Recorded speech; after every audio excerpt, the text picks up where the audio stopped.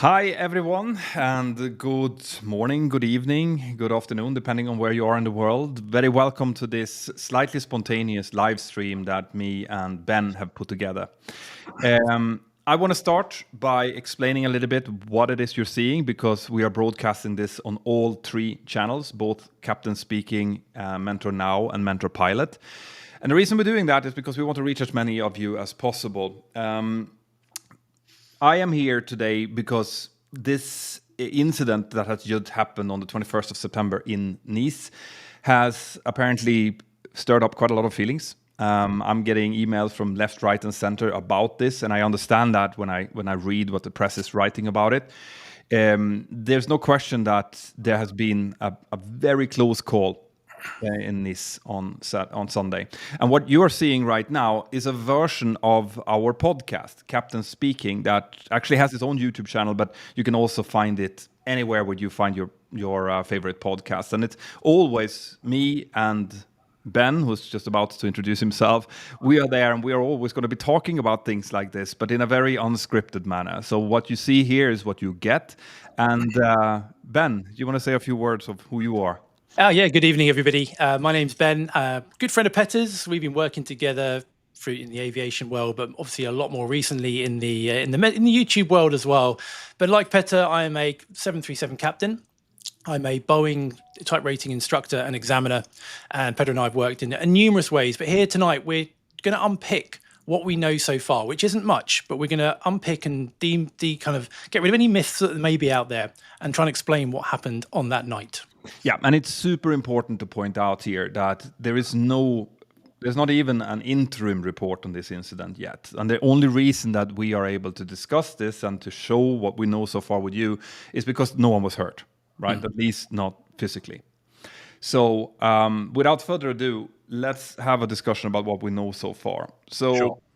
we know that on the 21st of September, pretty late in the evening, so it was 23:32 local time in Nice and France, an EasyJet Airbus A320-200 with the flight number 4706 was lining up for departure towards Nantes from Nice runway 04 right, which was the runway that was in use for departure at the time. And runway 04 left, which is the parallel runway, the one you can see on the left here, was the one that was used for landing. And as you can kind of see from the black marks on this picture, runway 04 left is the one that is normally used for landing in Nice, while the runway 04 right, which is longer, is normally used for takeoff under normal circumstances. Yeah, right. So as the EasyJet flight was taxiing out and getting itself into position for takeoff, a Nouvelair flight that was going from Tunis towards Nice was on final approach. And we don't know what kind of final approach. We're going to be discussing that very soon. The flight number was Bravo Juliet 586 anyway. It had taken off an hour and a half earlier and was now on final approach in. And for some reason, we don't know exactly why, that aircraft ended up on final onto runway 04 right instead of runway 04 left.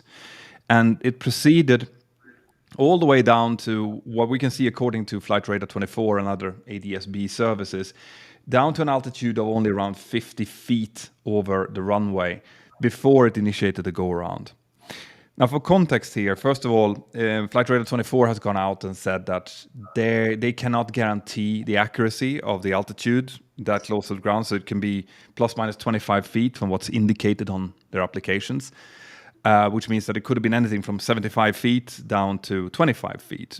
But we're pretty sure that it's not 25 feet because the height of the tail fin of the EasyJet Airbus would have been about 38 feet.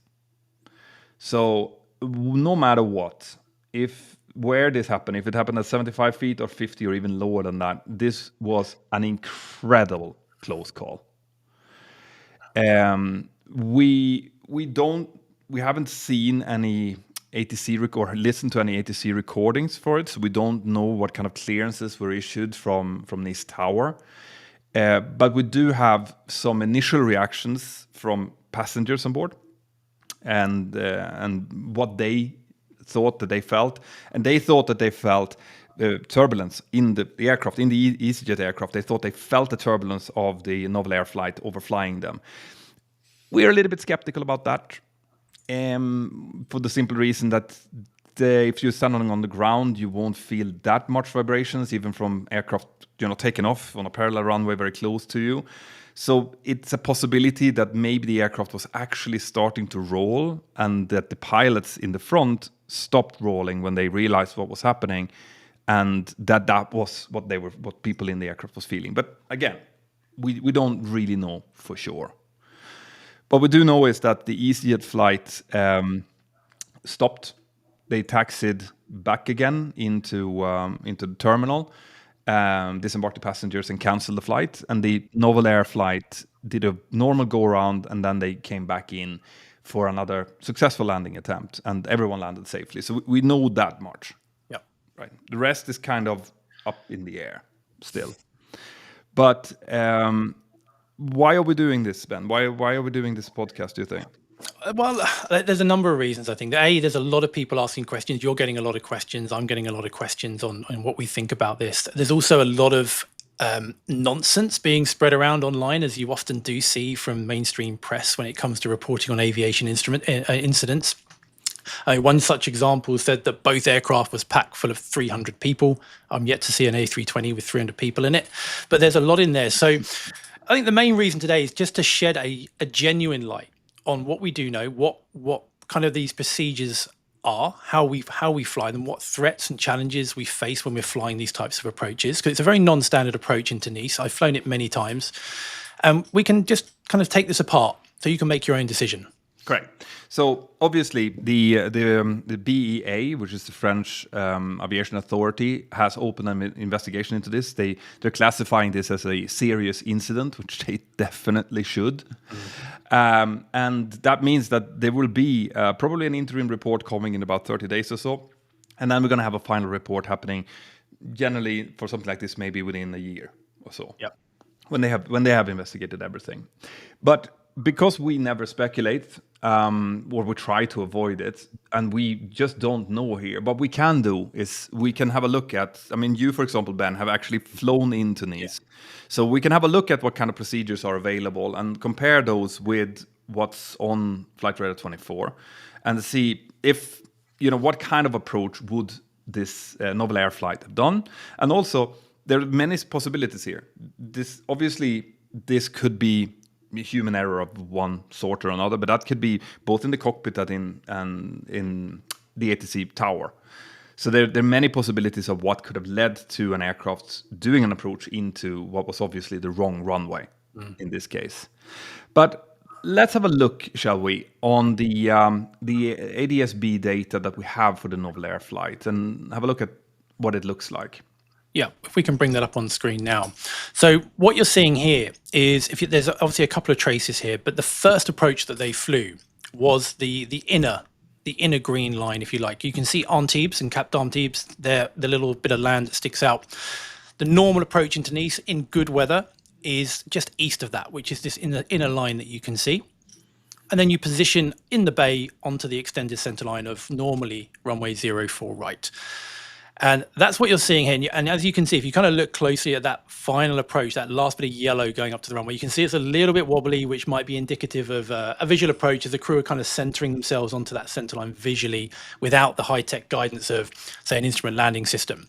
And then you can see where it continues over the runway now. This is where the go-around begins, and then it goes into this right turn back out over the sea, where they position all the way back round again to this straight-in, typical kind of what we call a straight-in ILS, which is an instrument landing system approach, which in Nice isn't often used. It's only really used when the weather is poor. Yeah. And that's simply because it goes straight over the top of Antibes, which is full of very wealthy people who don't like aeroplane noise. Yeah, because that's a very interesting point here, right? Why does these two approaches look so different from each other? And if there is an instrument landing system approach, an ILS approach, then why wouldn't they fly that to start with? So maybe we should kind of go into that. And also, it should be mentioned here that in the METAR, as in the actual weather observation at the time of this approach, I don't know if we have if we have an overlay of that. No, but what I can do is I can read that to you as we go through this. So if you read out what the weather was at the time of this approach. So the weather that was being reported at the time that this aircraft was on the approach was a very light wind. So the wind was coming from the southeast at 4 knots, which is very light and variable. And it was actually varying in direction quite a bit, which is normal. It's calm wind. It was giving a visibility of 9 kilometers or 9,000 meters. And it was giving light thunderstorms of rain, few cloud at 2,300 feet and cumulonimbus clouds at 3,000 feet, which are the thunderstorm clouds, and broken cloud higher up. But they're also giving what we call a tempo. Now, a tempo in a meteorological report basically means on and off. It means it's there and then it's kind of getting better and then it's there again within like a shorter period of time. But in that time, it's actually giving the wind being variable, gusting up to 35 knots, which is strong. Yeah. And that's typically, that will be because there is now a thunderstorm just passing over the head as this METAR is being taken in heavy thunderstorms of rain with broken cloud at 1,400 feet. So it's very changeable weather, for one. Yeah. But it's interesting because that weather report is actually going to be quite important for what we're going to be looking at next. Because, right, so we're talking about the weather situation where you have very heavy showers and thunderstorms around, but general visibility is pretty okay, and there are some openings in the clouds. So, as we were saying before, the ILS is not often used because of noise. So what kind of other option do we have coming into NIS for this runway then? Sure. So there's 2 main types of options which are normally flown going into Nice when we're doing this northeasterly runway arrival, and we can bring both of them up. We can bring them up on screen now. So there's typically either a what we call an RNP approach to a visual, which is the one you're seeing on your left, where we fly a standard instrument arrival and an approach, but you can see that it's this black line where it says non-precision for initial approach, that little box where you see that black line beginning, that's where the aircraft are tracking. They're tracking north. So they're flying an approach, effectively heading north, almost, well, a good 45, 50 degrees off the runway extended centerline. And all that's doing is it's allowing the crew to follow a standard instrument approach, which gives us all the protection of terrain avoidance, gives us accurate tracking, but to get to a position where we can descend safely and become visual with the runway. And then once we get to that last waypoint before where it goes a dashed line, the 04 alpha waypoint, we transition onto the chart on the right. And you'll see that's all dashed arrows. What that means is it's a visual element of the approach. So once we get that starts now at that 04 alpha waypoint, the crew are going to continue tracking north until they intercept the extended centerline of what should be 04 left normally for that arrival. And the reason that, as we said, is noise abatement, just to try and prevent unwanted aircraft noise flying over very wealthy areas. So most of the time, I don't think I've ever flown an ILS going into Nice. It's always been this, either an RMP, typically going to the visual. Yeah, and it should be also to clarify then the RMP, the left side of this, is actually an approach flown using GPS. Yeah, and normally flown using autopilot. So much just like any other instrument approach that we fly using autopilot, very nice and easy handled. But the late part there, the dashed part, the right side of this is hand flown. And anytime that you do a visual approach, this is something that you need to see the runway that you're going to land on, right? So you have to already at that point see the runway. You have to have it in your mind, like that's where I'm going to get down, and then you are going to disconnect the autopilot and you're going to fly this visual segment down to that runway that you see. Right? So this is obviously, if you I don't know if we can zoom in on the left one of these plates.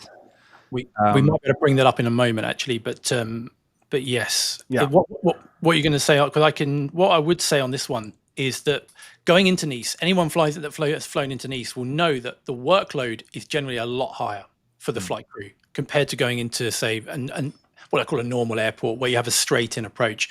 Because when we're doing these non-precision approaches, which is what an RMP approach is effectively, or this type of approach, it's a lot more briefing involved, that we have to use different modes on the autopilot. And there's also like step-down altitudes where we'll get to a minimum altitude at a certain waypoint, and then we have to step down to the next waypoint. And we're actively doing this as we go along. And the workload's a lot higher. And obviously, as soon as we go visual, we're now manually flying the aircraft with the Mark 1 eyeball, looking out the window, trying to visually maneuver this airliner with hundreds of people down the back. So again, the workload's quite high. So that's the first thing I would say to have in the back of your mind when we're looking at these approaches. Yeah. The second thing that I want to point out, which is something that you said before, Ben, is that if you look down into the right bottom corner of this plate, you'll see the sealing required. Okay. Yeah. And you see that there's a day box and a night box. Now, this was 23:32 local time, which at this time of year is pitch black in Nice. So this is definitely nighttime. And you can see there that the ceiling and visibility required here is 10 kilometers of visibility and 2,000 meters. and a 2,000 feet. Sorry, 2,000 feet cloud. Yeah. 2,000 feet cloud base. And if you paid attention when Ben was going through the METAR, as in the weather, they actually had a 9 kilometer visibility. They didn't have a 10 kilometer visibility. So for this one to be flown, it would have been marginal, right? And it wouldn't strictly been even allowed if they actually flew this one. No, I mean, there possibility. I mean, these charts are very standardized, so everyone's kind of operating off from the same page, literally. But there is a possibility that different operators might have a different approval based on different aircraft types. So it's not 100%. No. But based on the information that I see, this is the minimum vis for this approach is 10 kilometers. Yeah, and in any case, 10 kilometers, 9 kilometers, there would have been pretty good visibility. So you could see why someone would go in and possibly be cleared for this approach anyway. But the interesting bit here is obviously that 45-degree dogleg, because if we go back to the ADS-B data, Navin, if you can bring that back on screen, you can see that it matches up pretty closely with the track that we can see here, right? So the likelihood of them using some type of variation of this approach is pretty high. Yeah, I think it's clear to see that that's what they were using. And one other thing, while we're talking about visibility, particularly at nighttime, we know from the METAR that there was either light rain or heavy rain, depending on where they were in relation to that part of the forecast. When you're flying an aircraft, a bit like when you're driving your car, if you're driving in rain, you've got the windscreen wipers going, it's going to be flowing up the windscreen. Yes, it's 9 kilometer visibility, but that doesn't mean you can see clearly behind your window. No. That will play a part into what they could actually see out that window. Yeah. So what we really want to point out here is the visual part, right? Whenever we're doing visual approaches, that visual element is a bit of a risk. If you compare to what we do when we're flying an ILS approach, where we have instrument that tells us exactly that we are on the center line of the correct runway. Yep. If you're going in for a visual, it's always going to be the perception of the pilots to decide which runway they're going towards. And at an offset of 45 degrees, when you have two parallel runways pretty close to each other, that area of when you're coming at 45 degrees, it's actually quite dark in that area. Like you would think that the runway lights, for example, would be really, really bright from all directions, but it's not really. It's pretty dark, and you have two distinct runways here. And another feature which a lot of people don't think about in Nice is that there's no approach light system to any of these runways going out into the sea, and that's very rare. Yeah, but if you look at places, that do have approaches over the sea, places like San Francisco, that you'll see like almost like a pier going out to sea, housing all the lights that lead the pilot into the runway. And if you had that on 04 left, for example, and you didn't have it on 04 right because they were turned off, that would eliminate or massively reduce the chance of getting the wrong runway. But they don't. There's no approach lights at all. All they have are what we call high intensity runway lights, which mark the edge of the runway and centerline lights and the end of the runway. But the problem with those lights is that they're not kind of omnidirectional. You can't see them from a 360-degree pattern. They're designed to be very high intensity, but pointing down the axis of the runway. And one thing that came to mind for me with that is when you're approaching that runway now from a 45-degree angle, runway 04 right is the first runway that's going to become clear. Yeah, correct. So they're what you can imagine the scenario now where they're working hard, the wipers are going, the rain's falling, it's dark, and they just see that runway appear. It'd be very easy to you can see how that could happen. Oh, for sure, absolutely. But this is what I often, when I do my incident investigations and the videos, whenever there's a visual segment, a visual approach involved, I do highlight these risks, right? Because you become susceptible to human error at a much deeper level than you would when you fly an instrument approach. And I'm sure that when it comes to the investigation here, we're probably going to see the BA looking very closely into, for example, lighting on the airport, because there's no question that if that was a part of it, as in if the visual part was part of this problem, which I'm going to guess that it is, then the lighting of the airport is going to be very important. Yep. Now, then obviously they continued, and people will ask them, the questions will come saying like, well, if you are lined up with the wrong runway and there's another aircraft on the runway, wouldn't you see that far out? You have 9 kilometers visibility and stuff. But again, like you pointed out, if there was actually a rain shower on final as possible, you'd have the wipers going. It would be a lot of lights as part of the runway picture. And from the back, you would see the collision light potentially, and then the nav lights and the white light on the tail. But as we saw when I did the Toronto incident, which is extremely similar to this, right, where he lined up with a taxiway instead of a runway because of a visual illusion, because one of the runways had been closed and they hadn't, noticed or seen that NOTAM. The lights can be a little bit deceptive. And if you're not expecting to see something, if you're expecting to land on the runway, you've gotten clear to land, which they clearly had, then maybe you're not really scanning for an aircraft there. So your mind would be predisposed to not see these signs and only maybe see them as you're getting much, much closer and the aircraft comes into the cone of the landing lights, which is very late.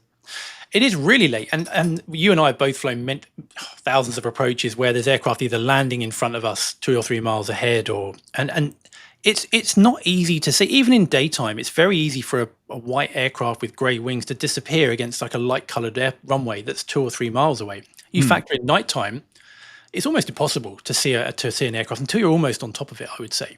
Yeah, unless you're really expecting it and looking at it. Yeah, and in this case, they must have made this decision pretty late. They would at 50 feet. Just to give you an idea, at 50 feet, you're over the runway threshold, right? Yeah. So if you're flying a normal 3 degrees glide, you should be at 50 feet over the runway threshold, and that is about 20 feet before you start the flare. Generally, with this size of aircraft, so this. The fact that they were at 50 feet when they went around, it's possible that they actually started to go around a little bit earlier than that, and that the aircraft continued to descend down to 50 feet before it started climbing again. But in any case, it would have been way too close for comfort. And the two pilots in the EasyJet aircraft, especially if they had to stop their takeoff roll because they saw an aircraft just like thundering in front of them, because they would have seen that. This would have been the scare of their life, I would say. It would be terrifying. It would be terrifying, for sure. Which is indicated by the fact that they taxied in and then cancelled. Now, there are a couple of possibilities when it comes to why that flight was cancelled. We don't know how the pilots were feeling. We are encouraged to not fly if we feel upset. So if they got a real scare, they would have been all in their right to just say, that's it for me today. I'm gonna stop this. But equally, they would have also known that this was an extremely serious incident. And whenever you are part of an extremely serious incident, part of it is that you need to preserve whatever evidence there is. Right. In this case, that would be the flight data recorder and the cockpit voice recorder. And the cockpit voice recorder, you need to actually pull the circuit breaker for, and then that needs to be removed because that's now evidence. Yeah. An aircraft cannot continue to fly without the cockpit voice recorder. Now, Nice is a base for EasyJet, as far as I know. So there would be a possibility that they had a backup cockpit voice recorder to replace it with. But if that's not the case, well, then that aircraft is grounded until that has been replaced. Yeah, and both of those make equal sense to me. Nobody wants a pilots that are flying if they're all shaken up from what's just happened. Of course not. Mine's not going to be on it. But yeah, the second element to that is also exactly right. Yeah, no, and the airlines always back you up. At least a good airline will always back you up if you feel that. No, I mean, I'll just give you an example. When my second boy was born, when I was actually on getting ready to do a flight. Okay. My wife was 9 months pregnant, but as you know, you never know. It's it's going to be today or it's going to be in a week. So I was continuing to fly, and then I had boarded an aircraft in the morning.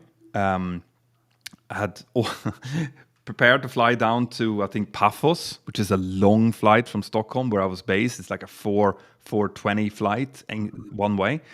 And we had prepared everything, and all of the passengers were boarded. We were ready to push, and I was just about to turn off my phone, which you do then.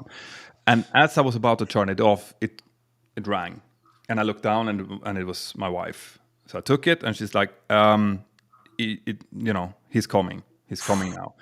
And obviously, if I had not gotten that message, I would have been perfectly okay to fly, But now I got that message, which means that my head is not on the job anymore.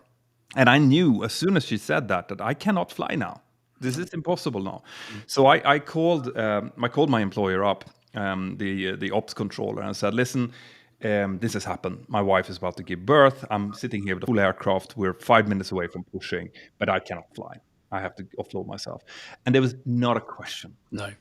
They just like, absolutely, go to your wife. I went out into the cabin, made a PA to the passenger saying that, listen, I'm very sorry. There's going to be a slight delay, but my son is being born, so I have to leave you, and my company will take care of you. And obviously, given that explanation, the passengers understood.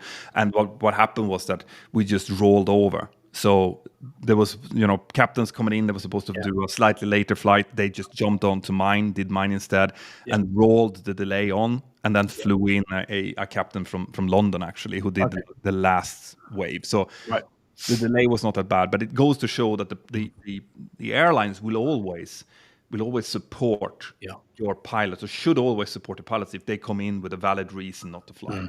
Yeah, for sure. But what I want to do now is we're not going to speculate more on what mistakes has happened here. We know that mistakes has happened, and we are going to learn exactly why and the background to it.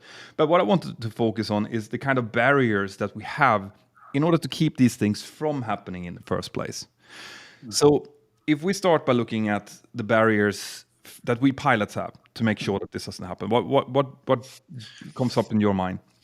I think the first thing that comes to mind when a successfully flown approach begins right back in the briefing, when you're up in the cruise with a coffee or whatever, and you're going to go now through and methodically brief. And one thing that maybe a lot of people might not be aware of is that the briefings that we do are very structured. They follow a very set pattern, so that the person you're briefing is expecting you to kind of cover a certain topic, whether it's an approach element, a landing element, a taxi element, whatever it might be. But we stick to a very, very structured briefing. And that, if we brief properly, we're going to identify potential threats.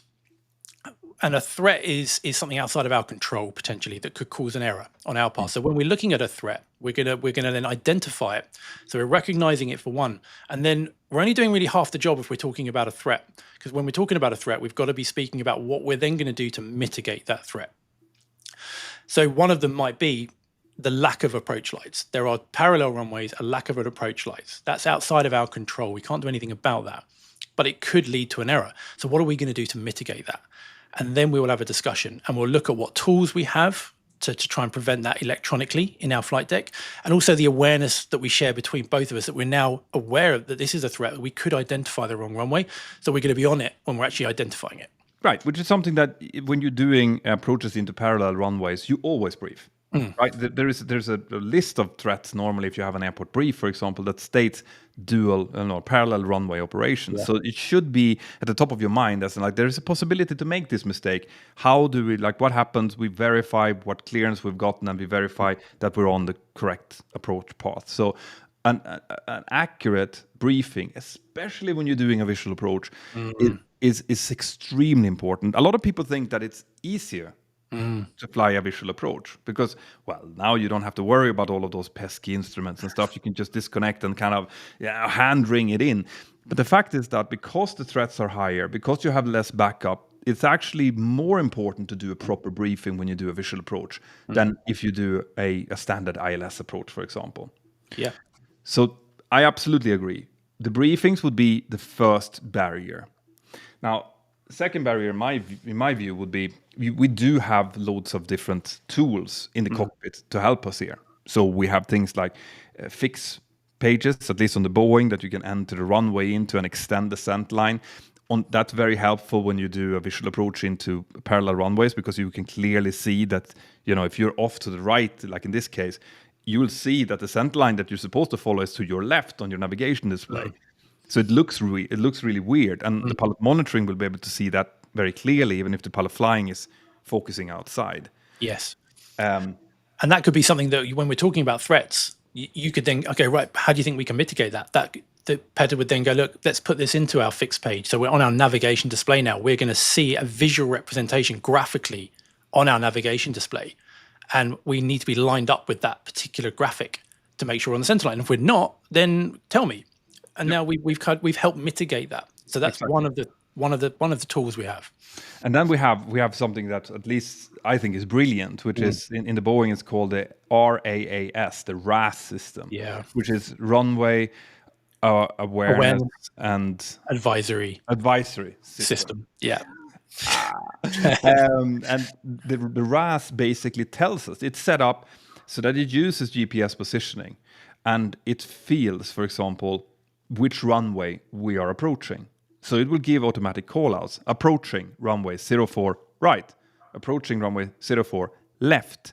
And it will give warnings like wrong runway, for example. Now, I don't know the Airbus that well, and I don't know exactly the system they're using, but I'm gonna assume that something similar possibly had been available, even if that is an extra add-on. I would imagine it is, because it's not a Boeing feature. It's like a Honeywell. It's something that's brought in. Yeah. So that I think is shared across multiple fleets. So I'd imagine they've got something very, very similar, if not the same. Yeah, and that is unless that is installed, it's something that I think should be installed. I mean, it shouldn't be an add-on. It should be something that's standard, because it's the same. Like it gives, for example, long landing warnings as well. Yeah. So one thing that's maybe one of the hardest things for us pilots to do is to kind of judge when we've been floating too far, when it's not touching down and the aircraft continues kind of floating over the runway, just eating up runway. And if you're a pilot flying, every fiber of your being says, I can get it down and then I get it stopped. But in reality, you're now eating up a lot of valuable braking distance, right? And this system comes in and it calculates how much runway you have left. And it will actually tell you, like, long landing, go around, just give you that. So the RAS system, I think, is a brilliant new additive in our toolbox. Yeah. And the last thing that I want to highlight is just use an ILS approach, especially if the weather is poor. Like if the weather is marginal, there is an ILS approach available. It's at night time. Yeah, okay. Some rich people might be pissed off, but let them be pissed off. But the thing with that, did you know there are incredible noise fines for airlines if you fly the wrong approach or you deviate from the approved path? I mean, tens of thousands of pounds or euros. But it's not going to be, if you are cleared for an ILS approach, you're not going to get any noise fines. No. It's only if you deviate or do something unapproved, which they wouldn't do. But there's a good argument if the weather was 9 kilometers, you need 10, then that's black and white. Yeah, and it's like, nope, sorry, cannot do it. We need to do an ILS. And of course, like we said before, if you do an ILS approach, then your instruments is going to show you. If they would fly an ILS approach and then they would try to land on runway 04 right instead of 04 left, you would be way off your localizer. Yeah. Right? You're not stabilized anymore. So with an ILS approach, it would never happen. And Navin, if you can help us to bring up the ADS-B picture again. Just to show you here, the second approach that they flew obviously was an ILS approach, and just look at how straight that is. If you compare it to the kind of wobbly track of the first approach, which is clearly visually flown, the second is like a dart. And that's because it's flown using the ILS, right? It's very, very exact. And as you can see, there's no question that they're going into the correct runway there.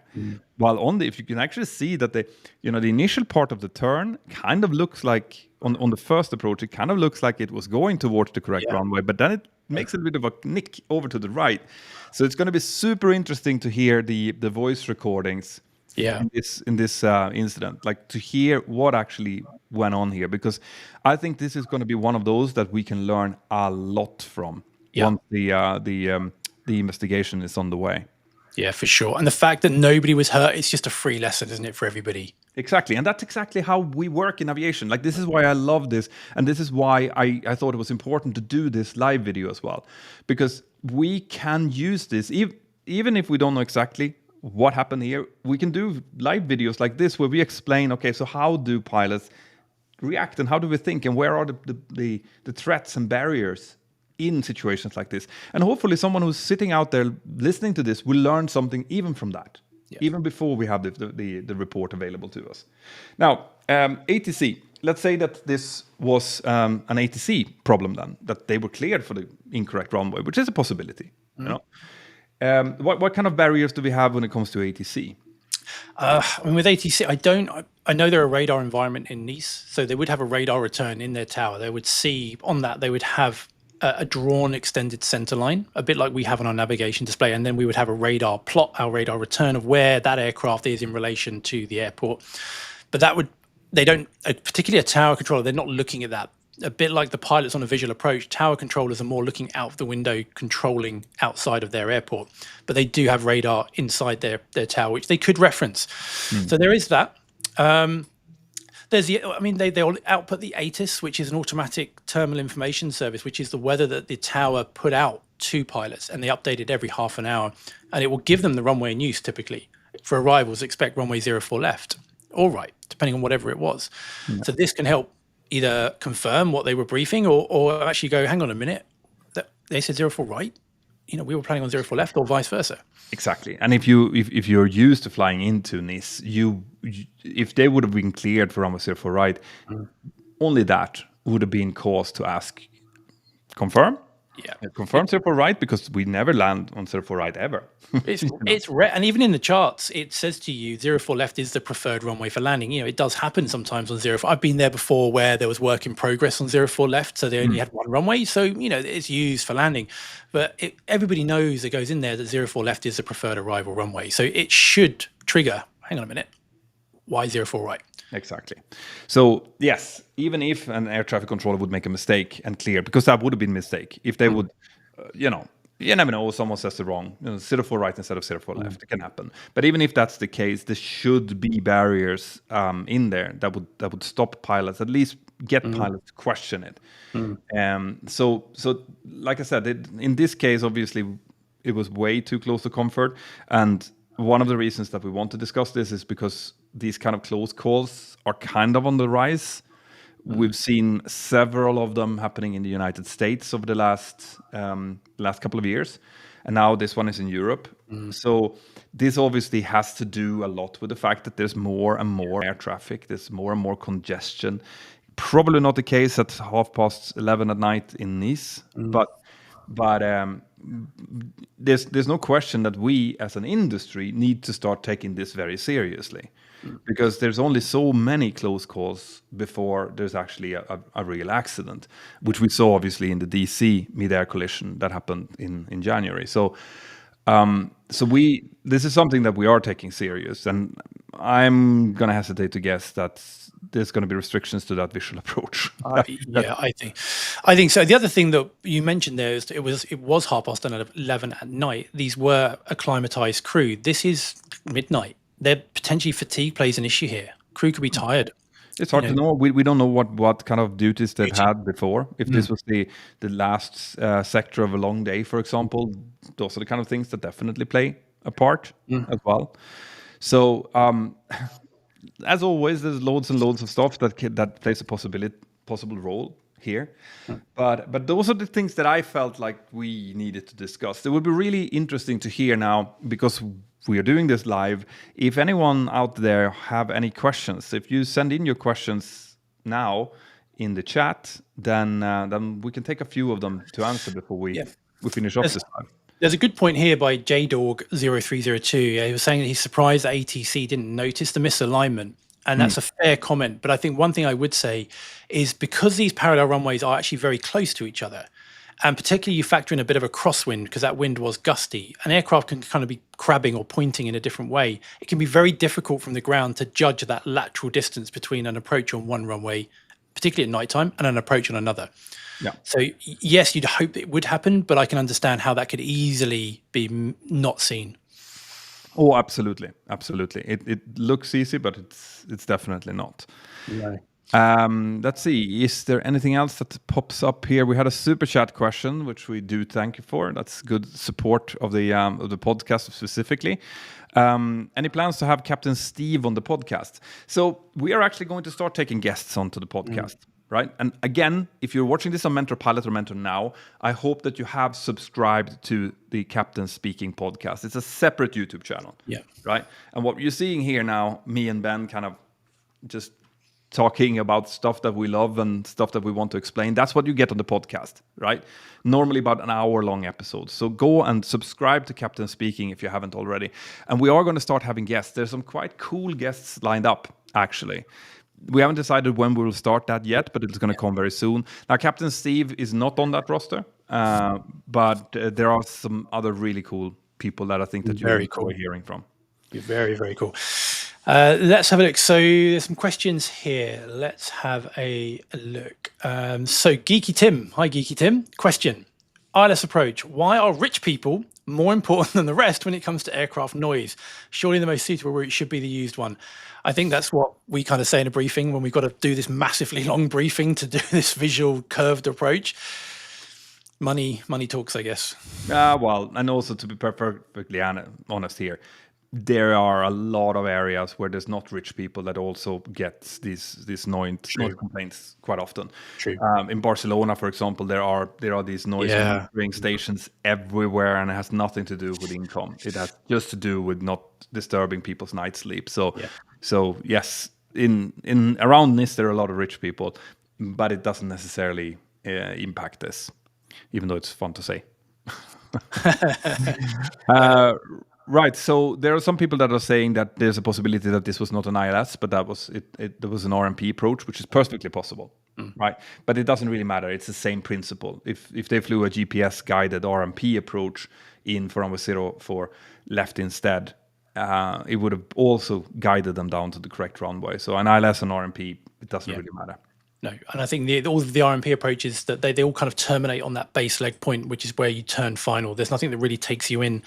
But there's another question here from NZ. It says, maybe a dumb question from a flight simmer not flying the big birds, but wouldn't it be possible to start with that curved RMP approach and then pick up the ILS, which was a good question.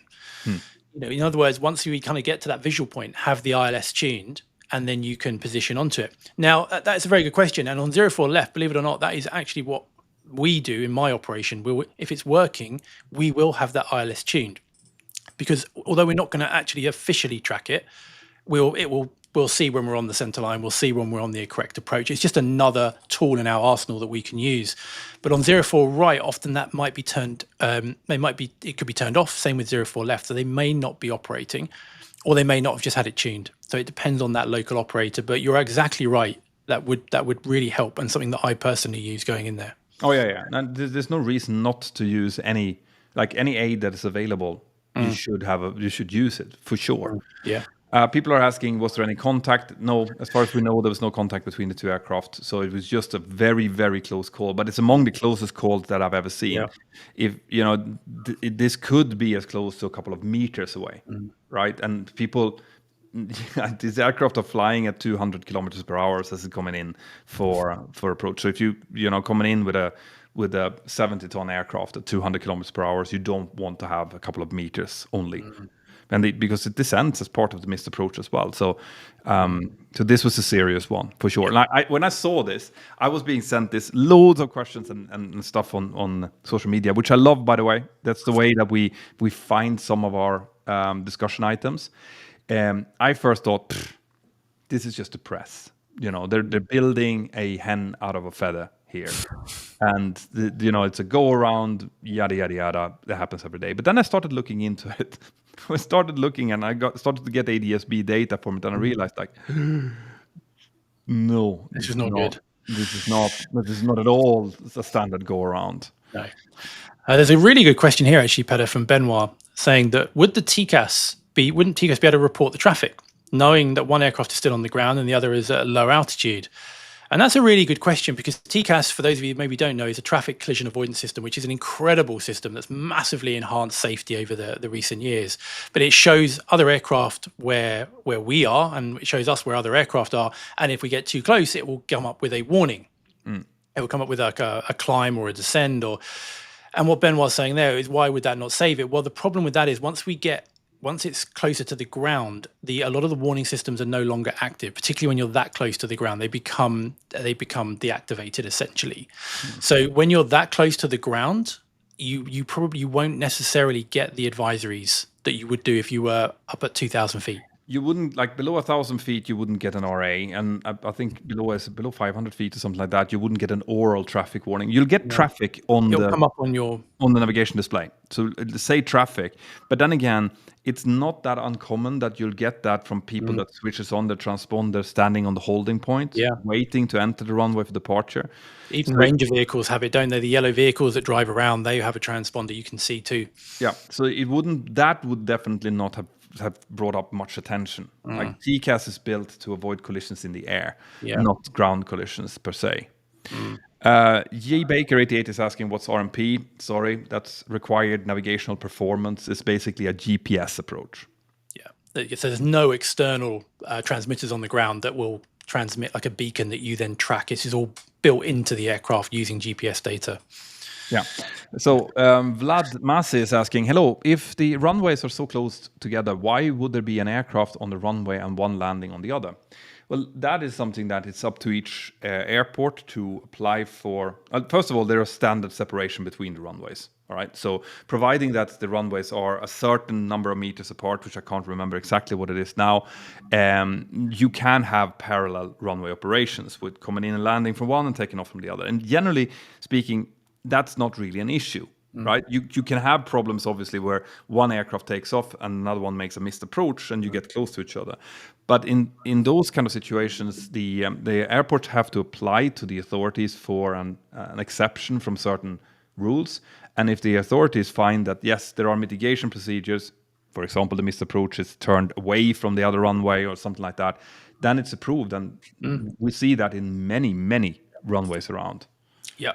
And Sasha brought up a question here. Is it possible that the incident will be a catalyst for improving runway lighting, etc.? Possibly. It could be that when there is parallel runway ops in force, that there can only be the landing runway in sight. You know, there can only be a PAPI, for example, or the approach lights for the landing runway. Who knows? It's certainly possible. Absolutely, and these are the kind of things, especially when they start to get a lot of press as well, like this, that are catalysts for changes, which is one of the reasons that we wanted to make this podcast as well. So, did you see any more questions, or should we start to round this up?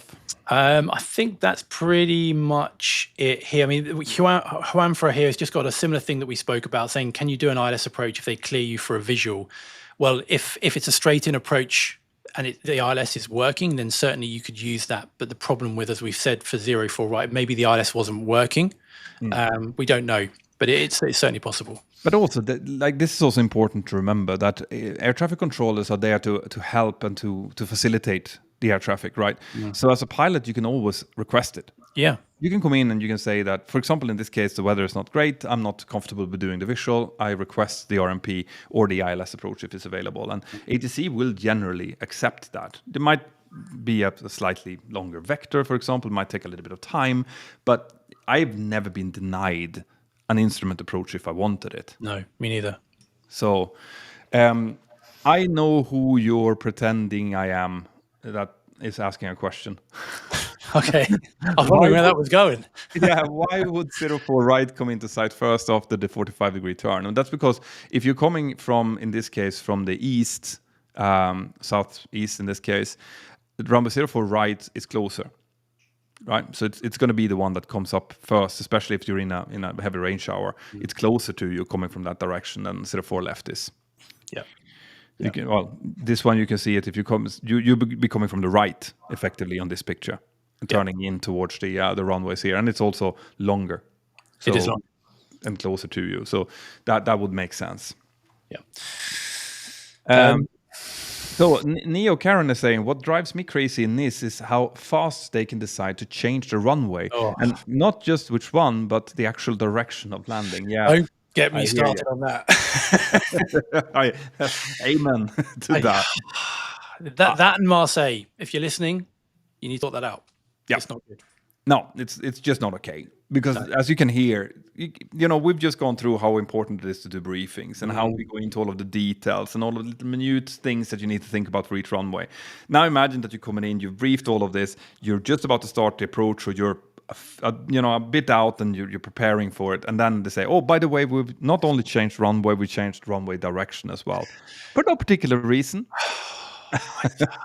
The best one I had of that, I was actually a training day with a new cadet. We're going down to Marseille, and Marseille is very similar to this. It's got 2 parallel runways, and the approach is very, again, quite challenging. A lot of briefings to be had, non-precision approaches. And this FO had done an amazing job with this great briefing of going into this runway we'd expected. And we get to top of descent, about to start descending, and we get a runway change to the other end of the runway. We're like, oh, okay. So we do a whole briefing again in the descent now, which is increasing workload, increasing risk. Just finished the descent checks. They call us again. We're now moving on to the parallel runway. So this poor cadet now is like, I've got no idea. So I said, look, you take control. I'll brief you now, and I'll do the landing on this because it's getting a bit tricky. We're getting lower. Finished that briefing, which I did quite efficiently. They changed it a 4th time. To the point where I said, guys, you got to make your mind up here. This isn't good. No. It shouldn't be happening. But yeah, anyway, don't get me started on that. Cool. Yeah, but I think that's quite a few questions. Now, the beauty of the Captain Speaking podcast, by the way, which again, go and check it out here on YouTube, is that we want you to send in your questions. So when you're watching one of those videos, send in your questions there. And Spiros, my lovely scriptwriter on Mentor Now, he decides on the questions that he thinks this is interesting, and then he feeds them to us, and we actually respond to them. Either we do that live as we do now on the podcast, or we actually might make a whole episode around it if we think that it's interesting enough. So definitely go and check it out. Another thing that I want to mention as well, you'll see at the very top of the comment section, I have attached our sponsor. We're actually not sponsored for this episode, but I just think Ground News does a really good job when these kind of things happen, because if you go to Ground News, you'll see that they will list up all of the different outlets that are reporting on this. So you can easily go in there and kind of pick and choose, right? Which one, what are this one saying? What are that one saying? We can kind of find the golden middle ground with Ground News, which I think is really cool, and it's really helpful on breaking news, especially because there is a lot of garbage out there. The first couple of articles that I read about this incident yesterday were horrendous. They must have been AI written. Like, that is just full of superlatives about, like you said, 300 people in each aircraft. This could have been 600 people dead. Like, and those kind of things you do avoid by using Ground News. So go and check them out. I highly recommend it. Sure. Do you want to add anything? No, I think that's it. Great. There's some great questions here. It's great to see so many here as well. So hopefully we'll see you over on the podcast. Absolutely. And let me know as well, if you're watching this on Mentor Pilot, let me know if you want me to do more live streams on Mentor Pilot, because this is actually the first live stream on Mentor Pilot that I'm doing in 3 years. The last live stream that we did was when we passed 1 million subscribers to Mentor Pilot. And after that, I have not done any. But we've started through Captain Speaking, done a little bit of Mentor Now, and now we're including Mentor Pilot as well, because I actually think, I love interacting with people. And as you can see here, when it's unscripted, it becomes very real and very raw. And that's something that I just love. And just doing it together with you as well, Ben, makes it so much easier, because we can kind of bounce off each other. Absolutely.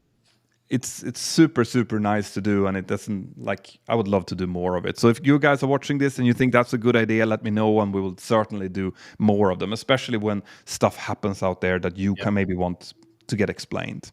Sure.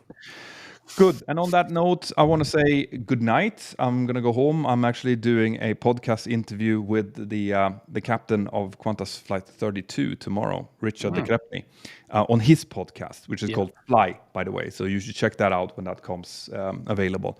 But I have that early in the morning, so I have to go and get some sleep. Good luck. Good. Good night, everyone. Thank you very much for watching. And I hope to see you on the Captain Speaking podcast very soon. Yeah. Take care, everyone. Have a good night.